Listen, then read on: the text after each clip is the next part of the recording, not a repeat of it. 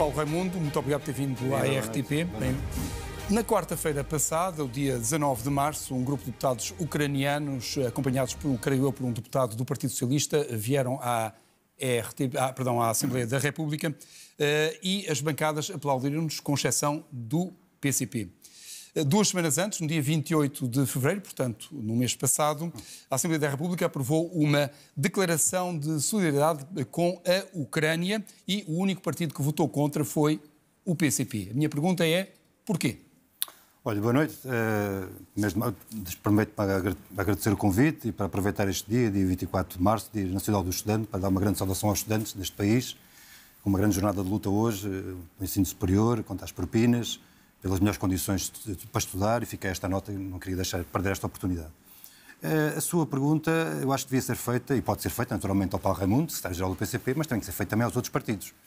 Porque os partidos que aplaudiram aqueles deputados ucranianos são os mesmos que condenaram a Ucrânia há 3 anos a esta parte a uma guerra e que levaram milhares de ucranianos à morte. Aliás, estão disponíveis, inclusive, para que a guerra continue até ao último ucraniano.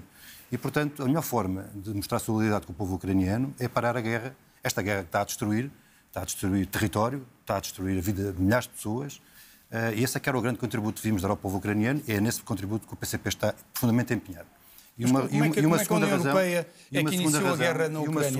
Uma segunda razão é que os deputados, uma larga percentagem dos deputados portugueses que aplaudiram os deputados ucranianos na Assembleia da República, se estivessem na Ucrânia, não podiam ser deputados na Ucrânia, porque, como sabe, a Ucrânia tem legalizado um conjunto de partidos, desde logo sociais-democratas, partidos socialistas, não são só os comunistas que estão ilegalizados na Ucrânia. E, portanto, essa é uma evidência, nós não somos hipócritas.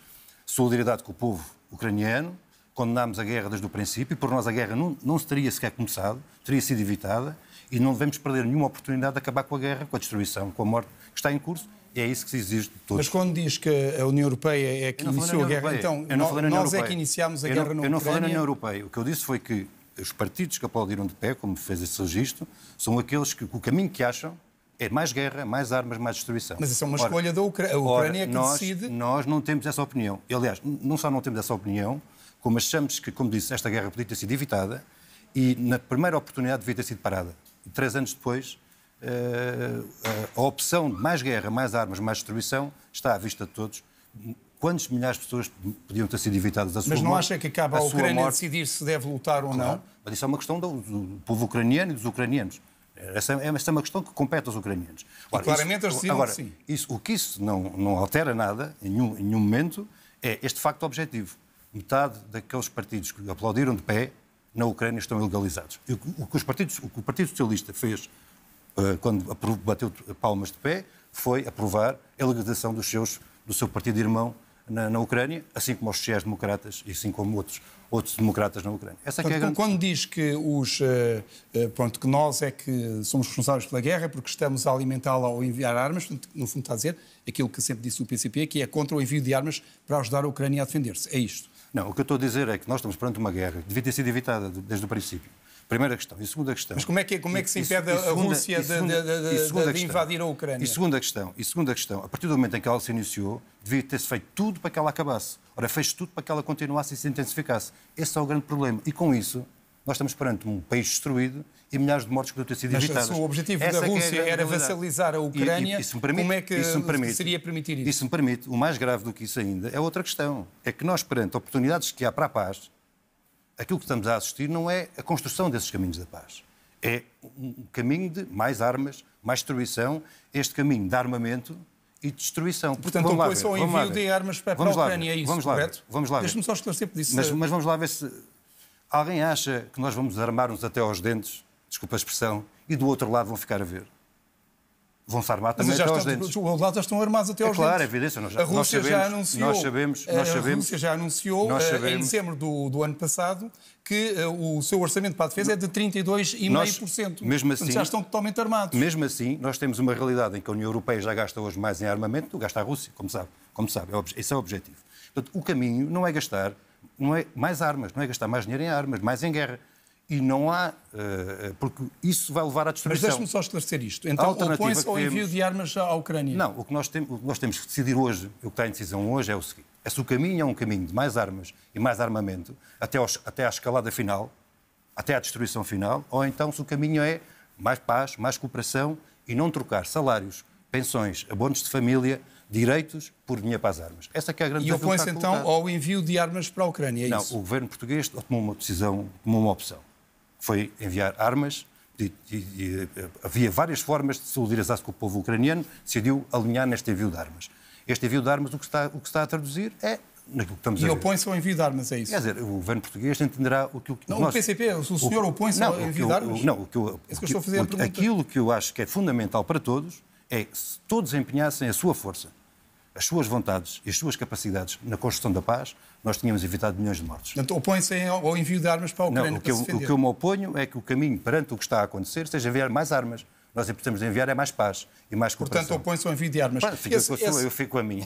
Não, só estou a tentar esclarecer, porque uma das queixas do PCP é justamente não conseguia explicar devidamente, não se entendeu bem a posição. Estou a tentar clarificar essa posição. Estou a uma pergunta direta para tentar obter. Não, eu respondo por uma razão simples. Por uma razão simples. É como lhe digo.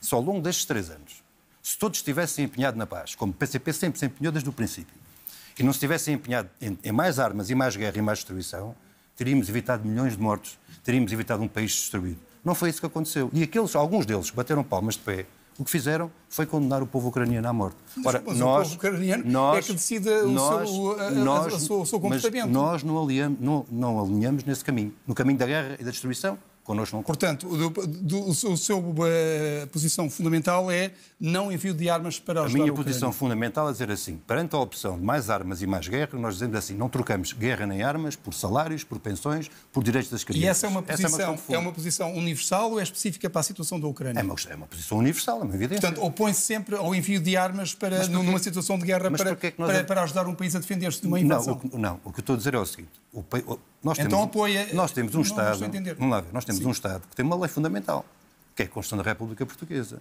Esta é a lei que nós estamos todos obrigados a cumprir e a fazer cumprir, mais nenhuma. Esta é que é a única. E o que a nossa Constituição da República implementa é que o país é um país que procura os caminhos políticos, o diálogo político e diplomático para a redução dos conflitos, que é o que está consagrado na nossa Constituição, um país da paz e da cooperação. E é isto que nós temos que fazer. Ora, nós fizemos tudo ao contrário. Não fomos só nós. Quando um país é invadido, não se deve ajudá-lo. Não é, eu estou a prestar uma resposta muito clara. Sabe porquê? A pergunta é muito direta. Sabe porquê? Porque agora, se quiser, vamos para outra situação. Só para demonstrar a hipocrisia da discussão muitas vezes que se confronta. Então, e o que é que se faz perante o povo palestiniano? Vai-se mandar armas para a Palestina para se defender da invasão israelita? Viu alguma posição neste sentido na União Europeia ou do governo português? O governo português recusa-se a reconhecer o Estado da Palestina? Vai enviar armas para a Palestina para os palestinos se defenderem? Esse é o caminho? E defende que se fizesse isso? Esse é o caminho? Não, claro que não. Não, claro que não. E há alguma circunstância em que defende o envio de armas para um país que é atacado? O que nós precisamos é, como disse, é um caminho da paz, da cooperação e do respeito do direito internacional. Este é que é o caminho. E é preciso que as forças em conflito se juntem e encontrem os caminhos para as soluções. Não sei quais são, então vão ter que encontrar. Vou fazer a pergunta de outra maneira. A Alemanha nazi invadiu a União Soviética. Os aliados ajudaram a União Soviética a defender-se, enviando armas para lá. Acha que fizeram mal, portanto, o caminho era para a paz. Vamos lá ver. Vamos lá ver se a gente... trazemos a discussão para os não, temas... Não, estou a tentar perceber qual é o princípio... Não está. Sabe porquê? Eu vou dizer porque eu acho que não está. Porque eu fiz uma pergunta e também não me respondeu. Mas claro. Eu sei.